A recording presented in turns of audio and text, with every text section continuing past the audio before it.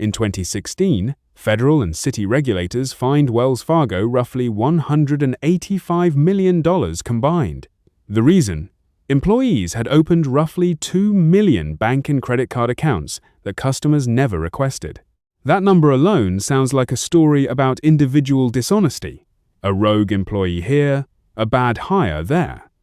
But that's not what the investigations found. The cause was structural. It was an aggressive internal sales quota system. Branch staff were required to hit a set number of new accounts opened per customer, per day. That number was tracked constantly. It was reported up the management chain, day after day, branch after branch. Employees who missed the quota didn't just get a warning email, they faced real consequences. Performance pressure, inside branches, in many cases, termination. And once a target carries that kind of weight, something predictable starts happening inside an organization. Hitting the number stops being one goal among many. It becomes the goal. Whether the customer actually wanted or needed the product being opened for them stopped mattering, in practice, almost entirely. Some employees reportedly opened accounts using customer information without consent, not because they set out to defraud anyone, because a number was being demanded from above, and this was the fastest way to produce it. Then, to avoid detection, they quietly closed the extra accounts afterward. That sounds almost tidy. Open it, close it, nobody notices. Except closing an account isn't a clean, invisible action. Sometimes it still triggered fees. Sometimes it dinged a customer's credit score. Real people, with no idea an account had ever existed in their name, absorbed real financial damage. And here's the part that should really unsettle any manager listening to this. This wasn't a surprise that blindsided leadership overnight.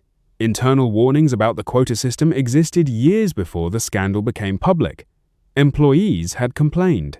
Local media had reported on the pressure inside branches well before the story went national. The sales targets stayed in place anyway.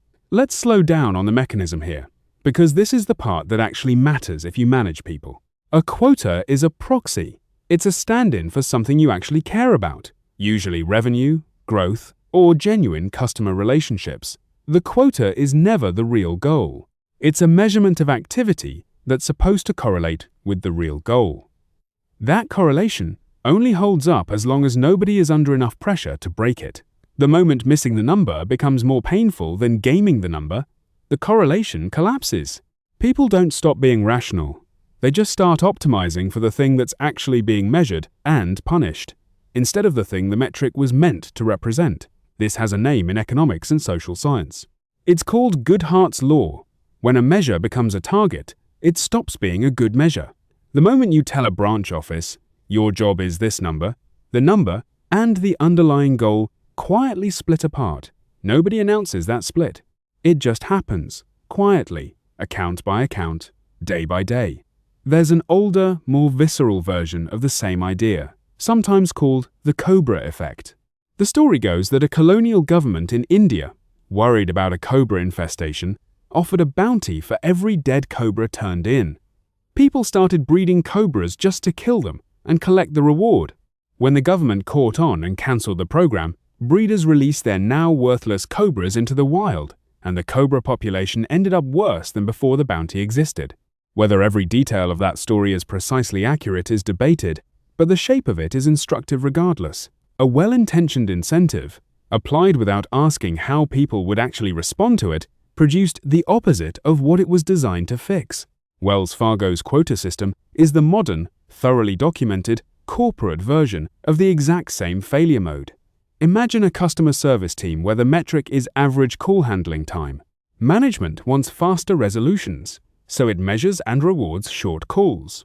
Very quickly, the smart move for any agent under pressure is to end calls faster, whether or not the customer's problem is actually solved. Nobody trains agents to do that. Nobody writes it into a manual. It just becomes the rational response to what's being measured. Now imagine a hospital department where the target is patient discharge speed, tracked separately from readmission rates. Staff start discharging patients a little earlier than is clinically ideal, because the number reviewed in the weekly meeting is time to discharge, not whether the patient came back a week later. In both cases, nobody sat down and decided to sacrifice quality on purpose. The system quietly rewarded a substitute for quality, and people, being rational, followed the reward. This is also a textbook case of what economists call a principal-agent problem. The principal, Wells Fargo's leadership, wants one outcome: genuine growth in customer relationships and account usage. The agents, the branch employees actually doing the work, are being paid and evaluated on a different, narrower outcome: the number of accounts opened per day. Whenever those two things diverge, and the agent's compensation and job security depend on the narrower number, you should expect the agent to optimize for the narrower number. That's not a moral failing unique to Wells Fargo employees. That's what almost any group of people will do under sustained pressure, in almost any industry, once the metric and the mission stop lining up. Think about a software sales team where reps are measured on the number of new contracts signed per quarter, with no tracking of contract size, renewal rate, or customer fit. A rep under quota pressure will rationally chase small, easy-to-close deals with customers who are a poor long-term fit for the product, because a small closed deal counts exactly the same as a large, well-fitted one on the leaderboard that determines who keeps their job. 6 months later, those poorly fitted customers churn, support tickets spike, and the customer success team is left cleaning up a mess that never shows up on the metric that caused it. Nobody on the sales floor set out to hurt the company. They optimized for the number in front of them, exactly the way the Wells Fargo branch employees did. The dynamic doesn't require a bank, a scandal, or even bad faith.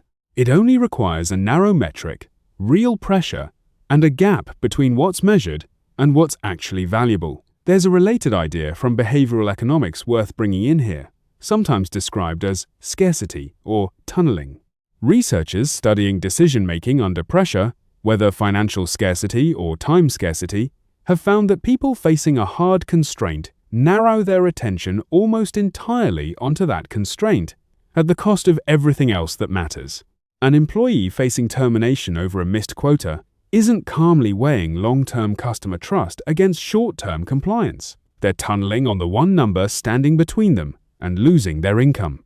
Under that kind of pressure, the ethical judgment that would normally kick in gets crowded out by the immediate, concrete threat. This isn't a defense of what happened, it's a mechanism. And mechanisms are useful precisely because, unlike blame, they tell you what to change. Here's the part nobody really wants to sit with, though. It would be comforting to treat this as a story about a few thousand unusually dishonest bank employees. The documented reality is less comforting, and frankly more useful for anyone in a management role. Ordinary employees, under a badly designed incentive system, will drift toward fraud in ways they'd never choose to under a well-designed one. This is closely related to something psychologists call moral disengagement. It isn't that people wake up and decide to become dishonest. It's that a system can be built in a way that lets small compromises feel justified, one step at a time. Open an account the customer didn't ask for, because the alternative is losing your job this month. Close it quietly afterward, because that feels like undoing the harm. Each individual step feels survivable, even reasonable, from inside the pressure of a single shift. The aggregate, across years and thousands of employees, was 2 million unauthorized accounts and a scandal that eventually took down senior leadership. There's also a diffusion of responsibility piece here that's easy to overlook. When a quota is set at headquarters, reported through several layers of regional and district management, and enforced at the branch level, no single person in that chain has to see themselves as responsible for the whole outcome. The executive setting the target is just setting a target, a normal part of the job. The regional manager reporting compliance numbers upward is just reporting numbers. The branch manager pushing staff to hit the target is just doing what their own manager expects of them. And the employee opening an unwanted account is just trying to survive the shift. Everyone in that chain can, in good faith, describe their own piece of it as reasonable, even as the aggregate outcome is a 2 million account fraud. This is exactly why accountability has to be designed into a system deliberately. It rarely emerges on its own from a long chain of individually reasonable decisions. Imagine, for a moment, a retail electronics chain where store managers are ranked company-wide on extended warranty attachment rate, the percentage of purchases that also include a paid warranty add-on. If that number alone determines bonuses and promotion decisions, a manager under pressure will start coaching staff to push the warranty harder than the product is worth, on items where the warranty rarely pays out and rarely gets used.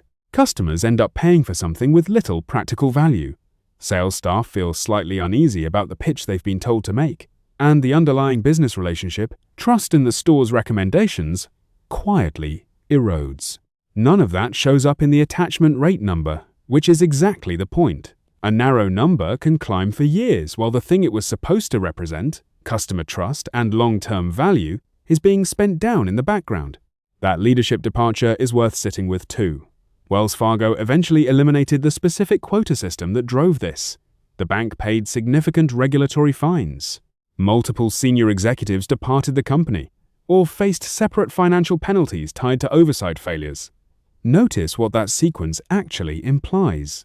The people setting the target and enforcing it from a distance were, in the end, held responsible alongside, or instead of, the frontline employees who were closest to the visible fraud.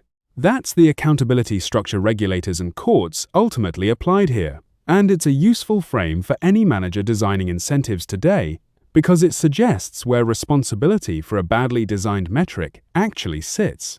So what does a manager actually do with all of this, beyond feeling uneasy about quotas in general?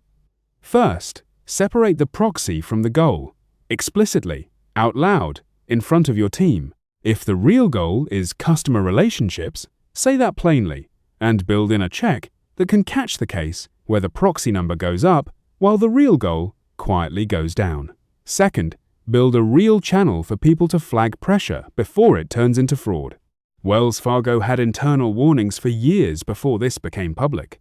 A workplace where raising a concern about an unrealistic target gets treated as a performance problem rather than as useful information guarantees that early warnings get buried instead of acted on.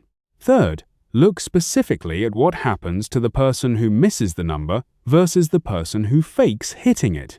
If the second person is, in practice, safer than the first, you have built the exact incentive structure that produced this scandal, no matter what your policy documents say. Fourth, treat any metric you introduce as a hypothesis, not a permanent fixture. Revisit it regularly. Ask whether the behavior it's actually producing, on the ground, still matches what you intended when you introduced it a year ago. Fifth, pair every activity metric with at least one downstream quality or outcome metric, and refuse to reward the activity number in isolation. If accounts opened is the metric, track account usage 90 days later alongside it. If contract signed is the metric, track renewal rate alongside it. A single number, chased in isolation, is always gameable. Two numbers that pull against each other are much harder to fake at the same time, because gaming one usually damages the other. Sixth, pay attention to how you talk about the number in meetings, not just how it's written in policy.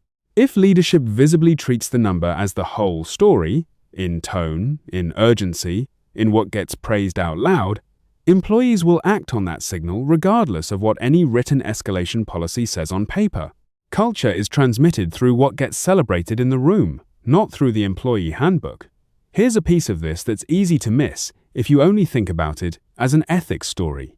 The efficient thing, from a pure short-term numbers standpoint, was exactly what employees did. That's the uncomfortable part.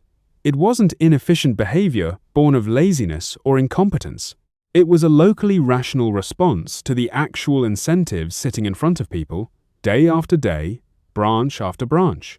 That's precisely why just hire more ethical people was never going to fix this on its own, and it isn't a real fix for any organization facing a similar structural problem either.